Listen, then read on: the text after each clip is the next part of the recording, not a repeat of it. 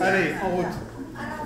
Donc, alors, je vous ai fait un topo qui est beaucoup le deuxième trimestre, et puis, comme il y a une partie diagnostique, cette partie diagnostique, elle est à cheval deuxième et troisième trimestre, parce qu'en fait, les recommandations ont été faites diagnostic et pas spécialement diagnostic. Deuxième trimestre. Alors, la date de réalisation des examens, d'abord, entre 20 et 25 semaines pour le second trimestre, et pour le troisième, entre 30 et 35 semaines. Alors, au deuxième trimestre, ça, c'est les items retenus dans le dépistage. Ok? Donc, on va les voir, évidemment, un par un. Important pour l'aspect, on considère quand vous mettez dans un compte rendu, vous mettez aspect normal, ça veut dire, vous avez reconnu l'organe et que vous trouvez qu'il est comme d'habitude. Alors, les contours de la boîte crânienne, ils doivent être réguliers, équilibrés, les sutures doivent être visibles, et vous voyez que, évidemment, la partie antérieure est à droite, vous avez donc la suture coronale et la suture lambdoïde, vous voyez évidemment les repères habituels, et ça, on y reviendra tout à l'heure. Il ne doit pas y avoir de zone de déformation. Vous savez très bien que s'il y a une craniosténose, eh ben, le crâne va se déformer, ou s'il y a une pathologie des contours crâniens, évidemment. Donc on peut aussi, moi je vous ai fait un truc un peu élaboré, ok, pour vous montrer les possibilités techniques. Tout à l'heure, en faisant le live, là, je vous ai montré une suture métopique. Vous voyez très bien que sur la gauche, là, on a le côté d'un crâne. On voit très bien ici la coronale. Ok, ça c'est quoi ça?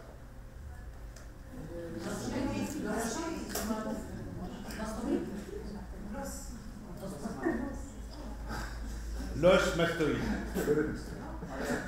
Mastoïde, c'est derrière. Derrière le molaire. Permettez-moi de vous rappeler qu'un petit peu d'anatomie ferait pas de mal avant de faire de l'écho. Non, c'est pas la peine de faire des gestes dans tous les sens pour m'expliquer que de toute façon tu sais pas ce que c'est.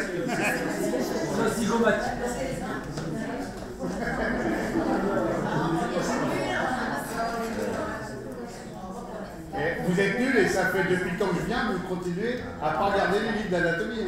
Vous êtes terrible. Hein. C'est pas sérieux. Ouais, ouais. Le condyle de la mâchoire. Le condyle de la mâchoire. Le condyle de la mâchoire, c'est l'articulation temporo-maxillaire, elle serait là. Moi, ce que je te montre, c'est là. Zygomatique. Pas du tout. Pas du tout. Celui qui gagne a tout mon respect.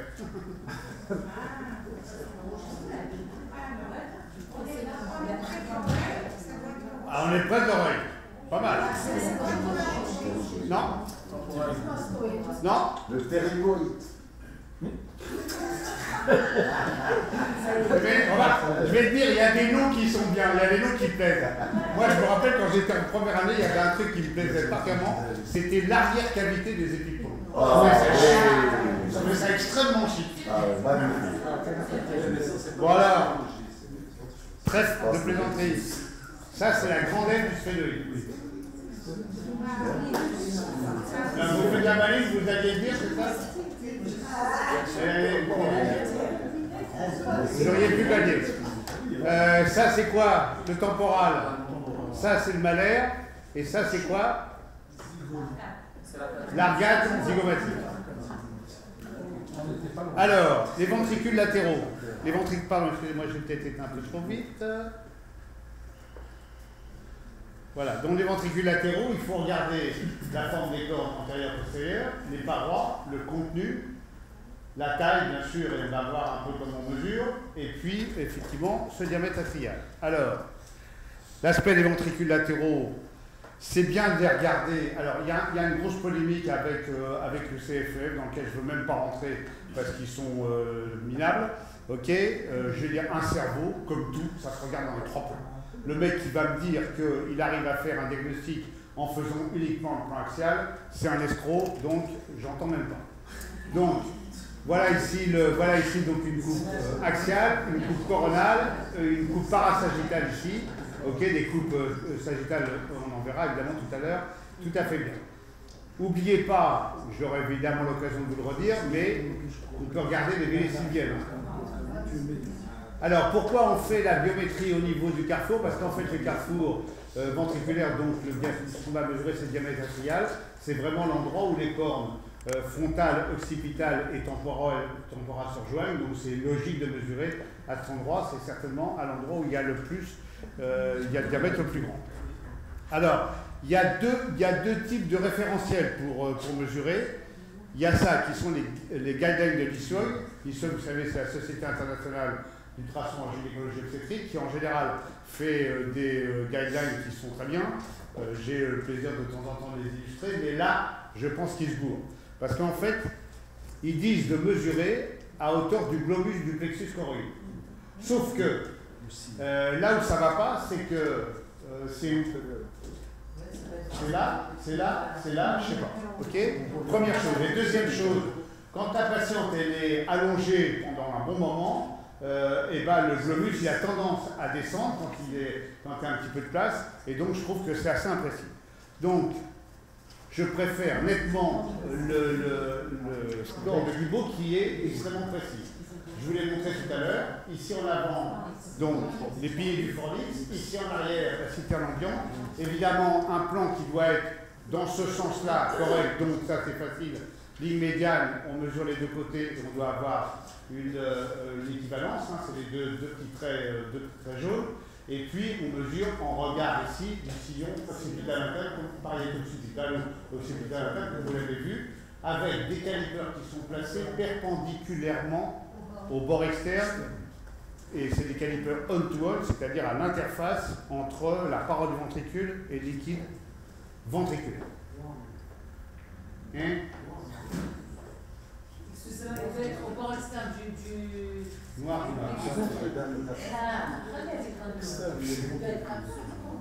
Attends, je n'ai pas compris, c'est une dit noir. Bon. On-to-on, je veux dire. C'est pas dans le noir, c'est sur le noir et blanc. Sur le blanc. C'est gris. Alors, on peut coter ce score de Guibault, mais je vous laisse ça de côté, c'est pas très grave. Un petit commentaire, vous voyez que je vous ai mis ce triplan là pour que vous voyez à quel niveau on fait la coupe. Vous voyez, les piliers ils sont ici. Hein. Ok, donc on est en dessous, un peu en dessous de la qualité du septum pellucidum. Vous voyez là? Alors, il y a quelques pièges, ça c'est une très belle image, mais je les laisse toujours parce qu'elle je trouve qu'elle illustre bien les choses. En fait, ici, et là, c'est exactement la même façon. C'est juste, on a touché le bouton gain. J'ai touché le bouton gain. Et en fait, là-bas, je mesure le bord interne de l'hémisphère, alors que là, je mesure effectivement bien le bord interne du ventricule. Dans le cas présent, ça n'a pas de répercussion, 9,1 et 5,5. Vous imaginez bien que si on était à 15 et à 9, ça ne serait pas pareil. Si tu peux me mettre une seconde sur cette coupe. Je peux. Parfois des gens, j'ai eu des cas, comme tout ça. Oui. Hydrocéphale. Oui, une confusion. Je m'écris dans les pièges. Parfois, il dit que je les ai très fort. À cause de l'éclage, ça peut parfois me faire hydrocéphale. Tout à fait. Alors, une petite astuce, et qui a son importance. Si, quand vous faites votre mesure de ventricule, il y a un gros problème, c'est que vous ne voyez pas le ventricule proximal. Okay, les ultrasons sont absorbés, il y a effectivement une zone d'atténuation ici, et vous ne voyez rien. Donc, je vous conseille vivement de regarder les cornes frontales. Parce qu'ici, vous êtes dans la fontanelle mastoïdienne, donc vous avez une fenêtre acoustique, vous pouvez voir les cornes frontales. Si la corne frontale proximale est large, vous paraît anormalement large, il faut faire tout ce que vous pouvez pour avoir le fœtus dans l'autre sens et pouvoir mesurer ce ventricule que vous n'avez pas pu mesurer initialement. Alors, la ligne médiane, le plan du bip, donc vous avez en avant la faute du cerveau, puis la cavité du septum pellucidum, puis les thalamies, puis le troisième ventricule.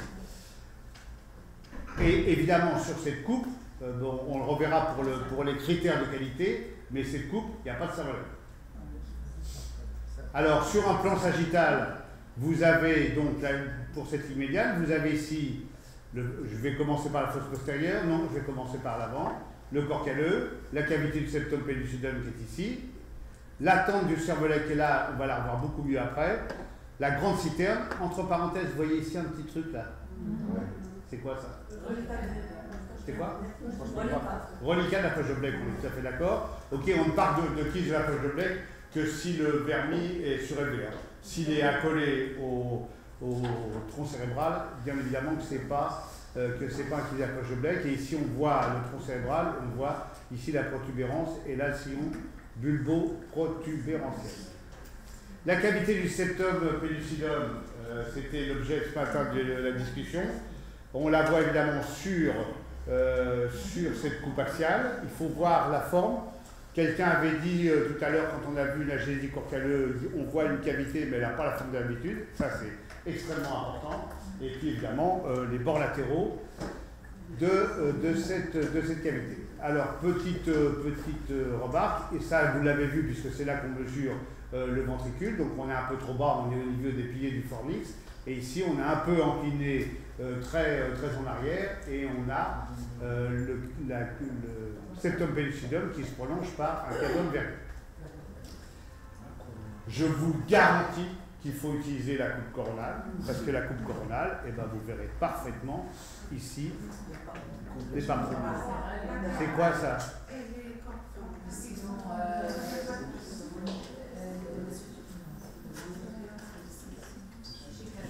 I repeat my question. Ça, c'est quoi? Ça, c'est quoi?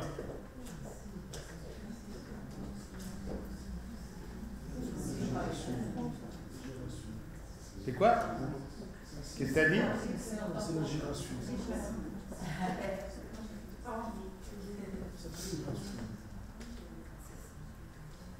Alors, on est au deuxième trimestre, 22 semaines, ok? En fait, ça ici, c'est la grille radiaire. Ok? Et vous voyez ici très légèrement la migration neuronale.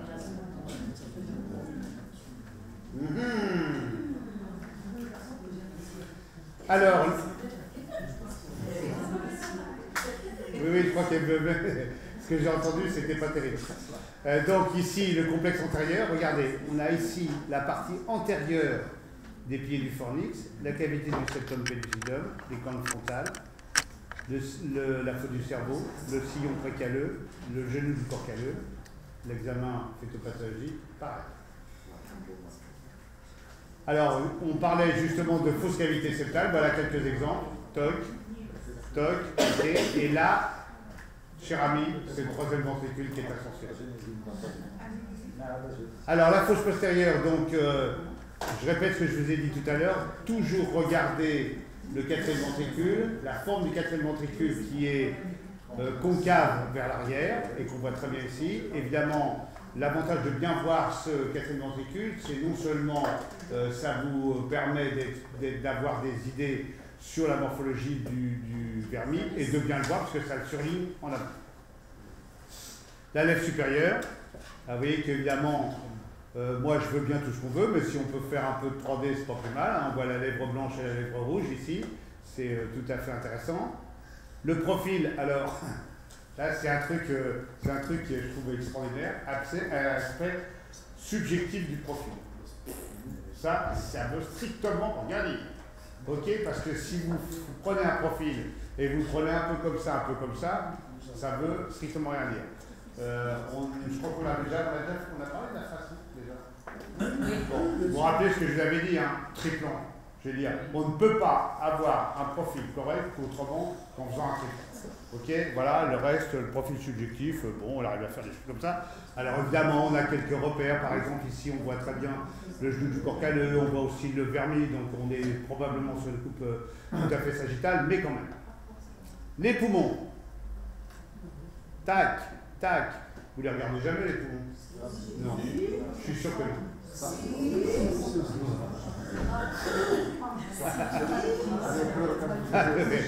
rêve. Bon, alors les poumons, donc, vous voyez ici un balayage. Et qu'est-ce que je veux vous dire? Rien pour l'instant, ça suffit. Voir l'interface ici, évidemment l'idée c'est de rechercher une hernie diaphragmatique. Vous savez que 90% des hernies diaphragmatiques sont gauches, et donc effectivement c'est pour ça que dans ces recommandations, on avait insisté là-dessus. Alors, ceci étant dit, attention à l'angle d'abord des choses.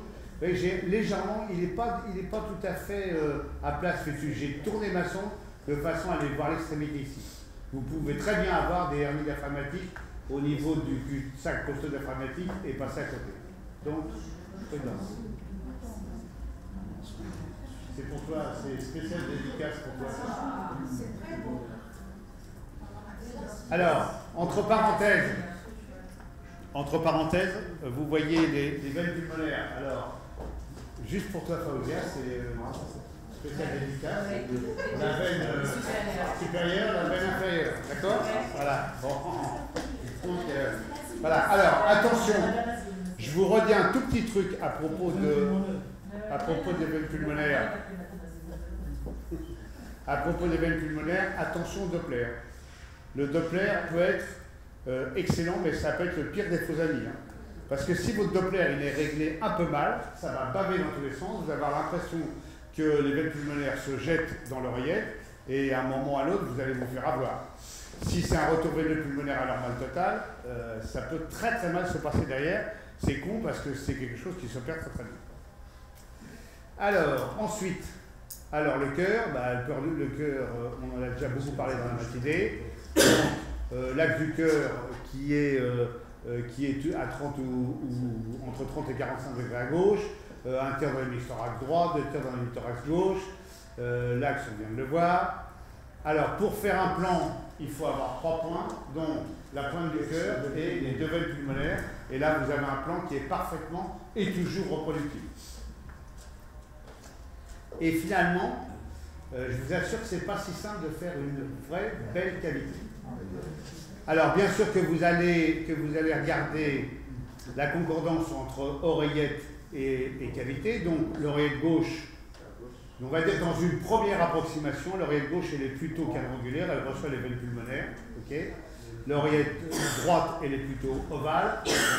En ce qui concerne les ventricules, le ventricule gauche il est plutôt long et lisse, il va à la pointe du cœur, sauf que quand il y a l'hypoplasie du ventricule gauche, vous l'avez dans le baba. Et le ventricule droit, je veux dire, il a la bande, son extrémité obturée par la bande modératrice. Je vous ai montré tout à l'heure, ou ce matin avec le live, qu'en fait il fallait garder la valve, et que c'était la valve qui déterminait le ventricule. Si on a une valve mitrale, on a un ventricule gauche.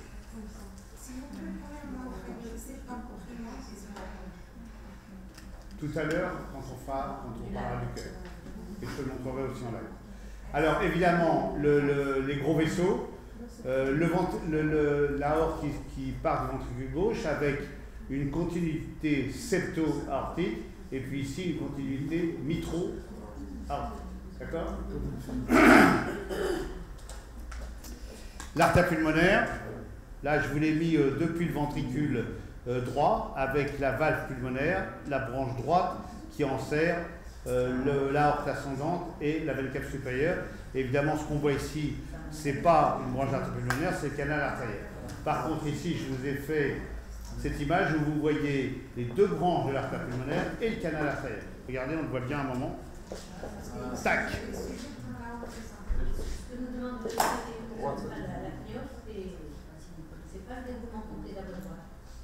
La coupe théorique de la CNIOF, c'est ça. L'idée, c'est très simple. Je veux dire, l'idée, c'est très simple. C'est que de toute façon, il n'y a pas 50 vaisseaux qui se bifurquent dans le thorax et l'artère pulmonaire. Donc, si on voit l'artère pulmonaire quand on l'aorte, a priori, on devrait être tranquille. Je n'adhère pas du tout à cette philosophie, mais on aura peut-être le temps d'en parler tout à l'heure. Je vous dirai quelle est ma philosophie à ce sujet. Coupe des 3 vaisseaux, donc la coupe dite de You. Ça, c'est quand on monte à partir du plan des 4 cavités, c'est à l'endroit où effectivement l'artère pulmonaire a sa branche droite ici, l'aorte ascendante avec le cave supérieur, ça correspond à ça. On monte un poil de plus, Et on voit les deux croches. Croche du canal artériel, croche de l'aorte. Évidemment, ces deux croches ont un Doppler dans le même sens, ok, et elles vont pointer à gauche du rachis. Ok. La position de l'estomac, on l'a déjà vu tout à l'heure à propos du diaphragme, hein, ok, avec ici le diaphragme qu'on voit plutôt très bien. Alors l'aspect de l'intestin. L'aspect de l'intestin, je pense qu'en fait, il n'est pas inutile de savoir que le jéjunum est le plus haut et est à gauche, et que l'iléon est le plus bas est à droite. Et donc vous avez ici du jéjunum, ici de l'iléon. Et puis au passage, si j'arrête cette vidéo, tac, vous voyez le pancréas, là. Et l'arrière-cavité des épiplombs, indeed. Alors la paroi abdominale antérieure, c'est comme le premier trimestre, hein, une coupe axiale et une coupe sagittale. Les artères ombilicales qui permettent de repérer la vessie. Hein.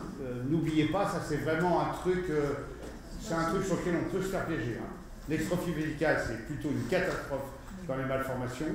Le problème, c'est qu'il y a des reins, il y a du liquide. Si on n'a pas, effectivement, dans ces repères personnels, de mettre les artères, le Doppler pour les artères ombilicales, on risque vraiment de se faire avoir. Au niveau de vos CPDPN, l'extrophie vélicale, vous acceptez la demande de... Oui, d'autant plus que c'est un garçon. Aspect des reins, donc évidemment coupe axiale. Alors moi je fais toujours coupe axiale, bon, très bien, je vois qu'il y a deux reins, et puis je tourne ma sonde de 80 degrés, et je passe d'un côté à l'autre du rachis pour voir la structure fine des reins avec les pyramides, le bassinet, la capsule, le cortex rénal, et donc... Je trouve que c'est bien pour sur la slide, en fait c'est d'autant plus vrai avant, que sur la population, on ne pouvait pas avoir la différenciation avec les anciennes sondes et les anciennes machines, on voyait pas du tout de différenciation particulière. Mais avec vos nouvelles sondes à haute fréquence et les nouvelles machines, c'est vrai qu'on voit bien même sur la population. Je suis d'accord, pas d'accord avec ça. Parce que là, je suis en train de préparer un topo pour le CSGOF. J'ai bien décidé de les mettre minables. Et donc, j'ai fait des tas de coupes axiales pour avoir les meilleures images des reins. C'est vachement difficile, même avec les nouvelles sondes, d'avoir des images sur lesquelles tu vois la différenciation cortéco-médulaire. Et compte tenu de la structure du rein, c'est pas tellement étonnant. Donc, en fait, il faut vraiment avoir comme idée que la coupe axiale, c'est il y a deux reins, très bien. Okay. Après, je veux voir la gueule des reins, je mets en coupe longitudinale. L'aspect du rachis. Alors, l'aspect du rachis, un petit détail important. Le rachis, c'est pas juste le rachis lombo-sacré. Hein. C'est l'ensemble du rachis. Si vous ne voulez pas vous faire piéger un jour sur une hémivertèbre, un truc comme ça, regardez le rachis dans toute sa longueur, comme vous pouvez le voir ici. Là, ici, on a le rachis dorso-cervical, et puis évidemment, l'extrémité inférieure du rachis. Présence de 4 membres et de leurs 3 segments, des mains, des pieds. Ils sont jolis, les orteils, là. Il est un peu relax, ce fœtus, il va être pied en éventail. Estimation quantitative du liquide amniotique, c'est je regarde et je vois, subjectif, pardon, je vois qu'il y en a normalement ou qu'il y en a pas assez. N'oubliez jamais de regarder le placenta. Ça peut rapporter gros. Okay. Regardez évidemment la position du placenta, l'interface entre le placenta et l'utérus. On a déjà eu ici 2 ou 3 cas d'accréta qui étaient tout à fait... Sur ce troisième fichier, il faut aussi mettre un petit Doppler pour le même visage. Oui, mais moi je suis 100% d'accord avec toi. Je suis 100% d'accord avec toi, tu expliques ça au mec du collège, il va le faire à Bolivie. Mais ça va être assez comique à Strasbourg. Vous allez voir, ça va être assez comique. Surtout qu'en plus je me garde la même. Donc, l'échographie diagnostique. Alors, il y a eu un rapport qui a été fait sous l'égide de ce regretté dans ça, qui est un mec vraiment très sympa, en 2010. Et donc, on a ajouté un certain nombre d'items pour le diagnostic. Alors, naturellement, je ne vous reprends pas tout, mais je vous prends les items qui ont été rajoutés.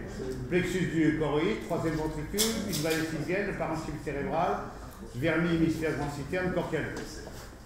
Alors, les plexus choroïdes, d'accord, tac, tac.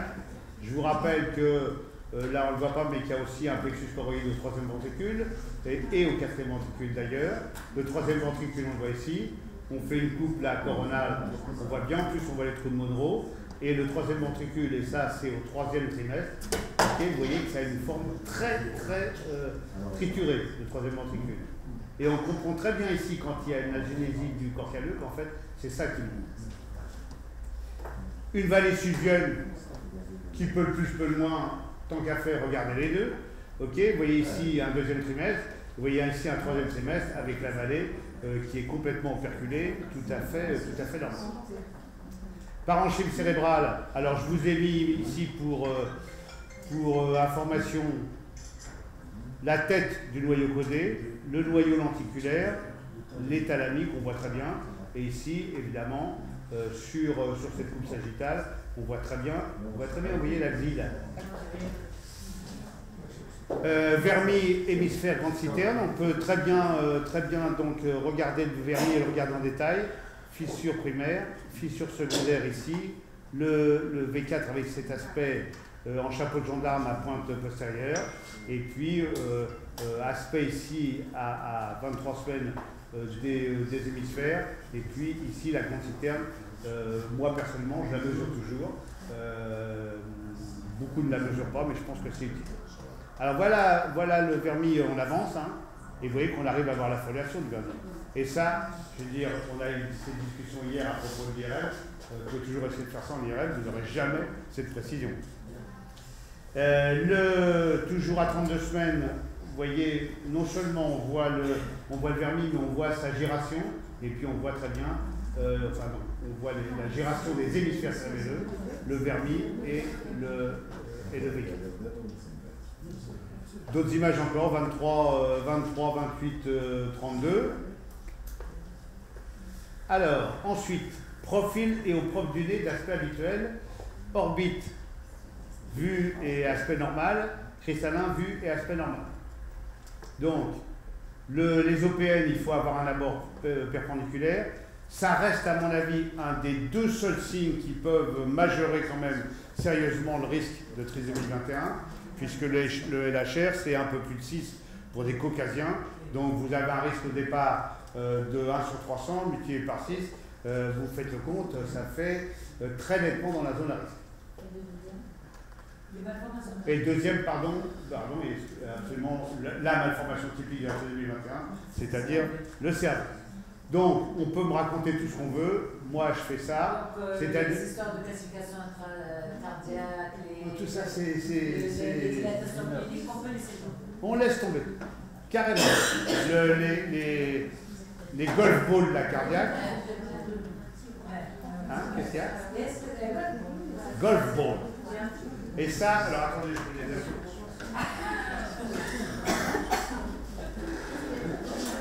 Il a dit, je peux les habiller. Les golf balls, le lac du Grasso, c'est 1,1. C'est-à-dire pilote. Le STM, forcément. Le fémur, 1,1. Les pieds étasiques, 1,05. Voilà. Tout ça, ça sert strictement à rien. Ok? Ah oui, il va dire que j'ai enlevé le strongule.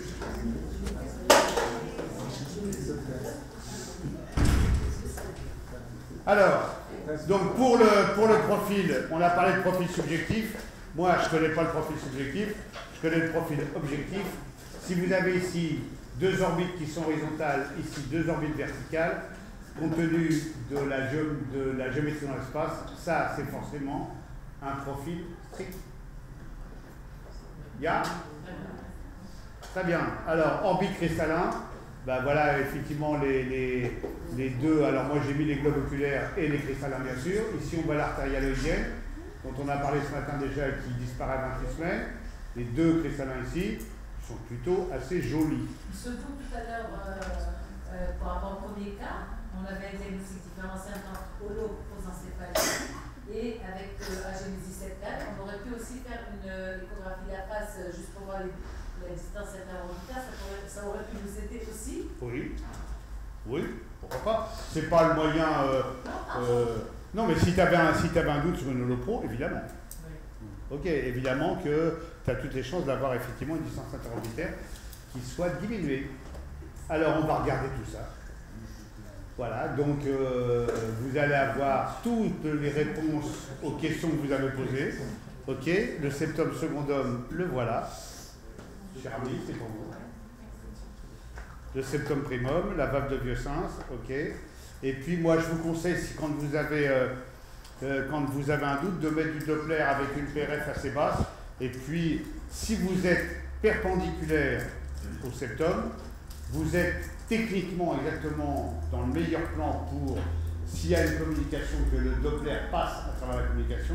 Et donc, je pense que vous aurez toutes les chances de ne pas l'arrêter. Alors, il ne faut pas me faire dire ce que je n'ai pas dit.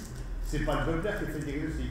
Ok, vous avez un soupçon. Et ensuite, le foramen ovale, le voilà ici. Et puis, je vous ai mis ici le flux du foramen ovale, vous voyez, qui est droite-gauche. Et je vous ai montré qu'effectivement, il fallait faire un axe de tir dans l'axe de ce flux. Au moins une veine pulmonaire, nous, on en donne au moins 2. Si on peut en voir 4, c'est pas plus mal. La crasse aortique avec les troncs supraortiques, tronc brachiocéphalique, carotide gauche, sous-clavière gauche, et d'autres images encore ici. Et ça, j'adore ça. Regardez, je vous aime ça. Je vous ai déjà monté ça au premier trimestre. Regardez comment ça se rejoint là. Okay. S'il y a une coartation, il y a tac, tac. Il y a une encoche ici. Et c'est facile à comprendre, c'est parce qu'en fait, comme l'aorte est plus petite, le canal, elle arrive avant d'être là. Tac, ici. Alors, ensuite, continuité vitro-aortique, je vous l'ai déjà montré tout à l'heure. Continuité de l'artère pulmonaire, on a déjà vu ça en dépistage. Hein. Alors, le rythme cardiaque habituel, j'en profite pour vous dire un petit truc. Le diagnostic des BAV, c'est pas facile. Alors, pourquoi? Parce que vous voyez qu'effectivement, il y a un rythme lent, donc vous dites une bradycardie, très bien.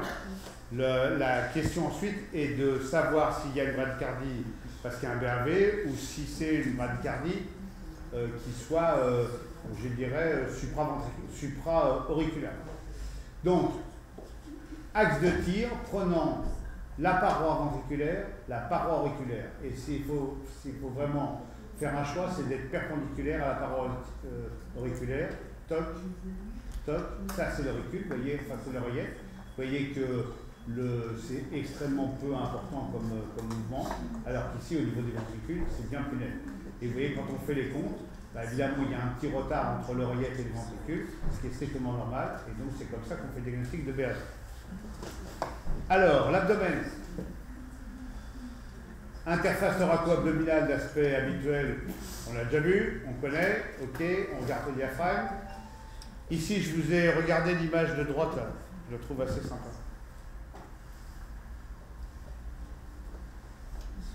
Ça va? C'est pour toi.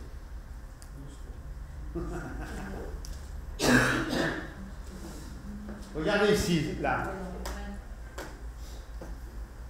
On voit la vésicule biliaire. Okay. Mais on voit les vaisseaux portes. Encore de la natte, ouais, exactement. Oui, monsieur, mais je ne peux pas arrêter l'image et curser en même temps. Donc je choisis. Hein, d'accord, j'arrête d'abord l'image et je curse ensuite pour vous montrer ici le canal cystique. Pas mal. Alors, ensuite, la veine ombilicale, avec tout à l'heure, quelqu'un m'avait demandé de voir le ductus en coupe sagittale. Vous voyez qu'on voit très bien ici. Et là, vous avez deux vaisseaux, c'est quoi? Celui-là. Mais non, mais non. Tu triches. Oui, bah maintenant tu l'as dit, bien sûr. Les artères ombilicales, on l'a vu. Les organes génitaux externes. No comment. Alors, les membres. Position des mains et des pieds. Bon. Pas grand chose à dire. Ah, les pieds. Oh, dans ce rock and roll. Les zones d'aspect habituel. Bon, moi je veux bien qu'on les regarde comme ça, mais je trouve que un peu de 3D nos dessus, c'est pas mal. On voit bien les métaphyses. Hein. Os, jambes et avant-bras, voilà, avant-bras, jambes. Et ça, c'est l'iconographie demandée pour le diagnostic. Sauf qu'ils ont oublié tout ça.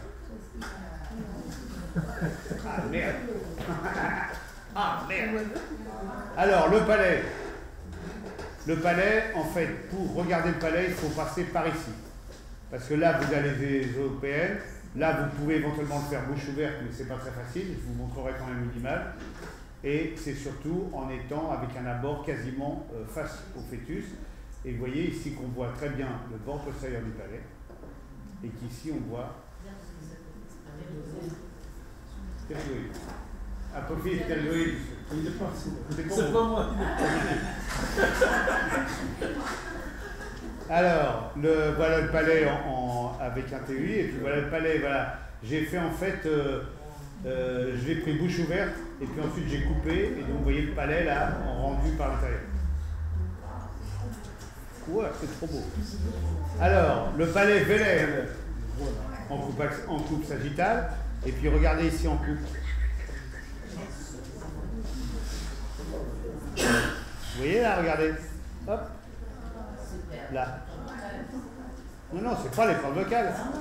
C'est la luette, madame. L'épiglotte. Il peut y avoir des sons, bien sûr. La langue.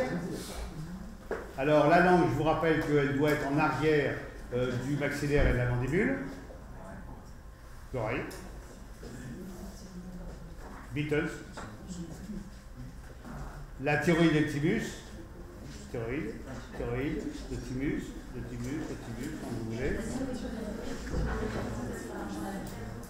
Alors, la thyroïde. On pourra faire thyroïde un jour. Hein? En fait, la thyroïde, il faut la prendre. Alors, quelqu'un m'a parlé qui connaît... Ah ben non, il est parti. Qui connaissait Edith Villard. Non, c'est toi? Hein? C'est pas toi qui m'as parlé d'Edith Villard? Jamais. Attends, rappelle-moi un truc là, parce que j'ai un problème. On a déjeuné ensemble? Cette fois-ci ou... Qui est-ce qui c'est pas on a parlé des... On se parlait du black. Hein? Non, on a parlé du black, ça je me rappelle bien, il y en a même qui font que 2 examens par jour. Ça j'ai bien noté. Mais on a parlé...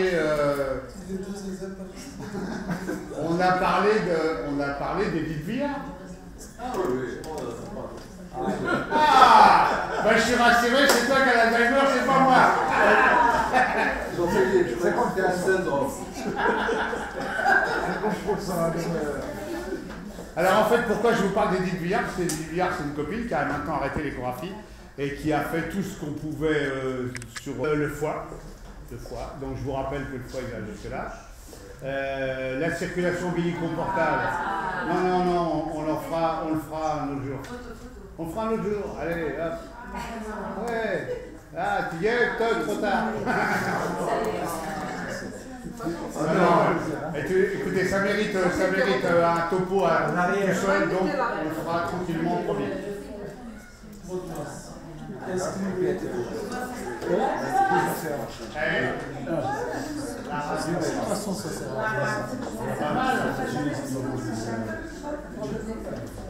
La rate, monsieur. Les surrénales. Donc la surrénale en coupe ici, sagittale. Et alors, une polémique toujours de mise entre la surrénale et le pilier du diaphragme. La surrénale, c'est ça. Ok. Le pied du diaphragme, je vous le montrerai, et c'est juste ce trait-là. Et c'est une discussion avec laquelle je me suis pris la tête avec Gorincourt, avec Marie Brasseur. Et en fait, donc j'ai demandé à Catherine Egorov qui remet. Pardon. Je suis désolé, c'est du pro. Allô? Allô? Oui, salut. Je te donne 2 minutes parce que je suis en train de faire un topo. Puis surrénale, donc la surrénale, vous l'avez vu. Pancréas. Va bien le pancréas. Toc. 16, 23, 30.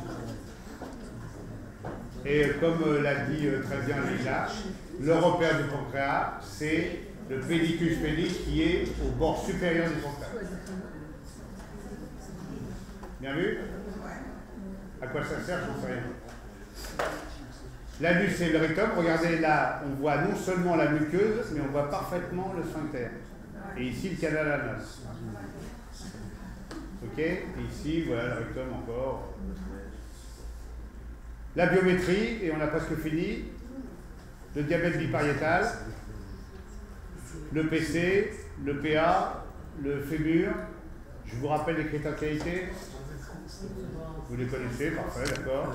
La série écrase, ça va bien. Pour faire une biométrie supplémentaire, le diamètre atrial, le corps calleux, moi je le mesure systématiquement. L'épaisseur des tissus de la nuque, je vous l'ai mis pour vous l'ayer, mais clairement, on ne le fait pas si on a fait la nuque correctement. La grande citerne et le diamètre transverse du cervelet, qui à mon avis est assez utile. Et voilà. Et ça, quand même, un petit peu de pub, ça fait pas mal.